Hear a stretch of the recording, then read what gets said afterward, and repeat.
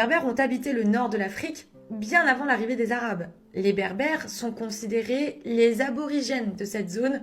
La population du nord de l'Afrique contient un taux très élevé lui aussi, et un nombre très concentré de personnes aux cheveux clairs et aux yeux clairs.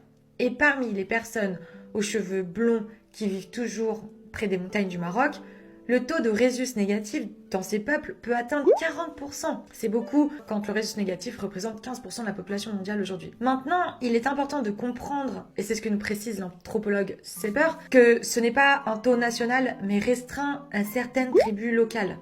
Les anthropologues ont longtemps volontairement passé cette indication très importante pendant plusieurs années parce que ces tribus ne s'emboîtaient pas avec le paradigme des mouvements des populations africaines qui nous est répété depuis de nombreuses années maintenant. Il était donc présumé qu'ils avaient migré de quelque part en Europe.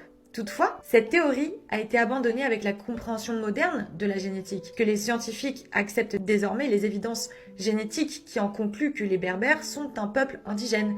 Et il insiste sur le terme indigène et qui seraient des descendants de natifs type Haut-Cro-Magnon du Paléolithique, nous ramenant donc au Pléistocène ou l'âge de glace. Donc elle s'étend de 2,58 millions d'années à 11 700 ans avant aujourd'hui.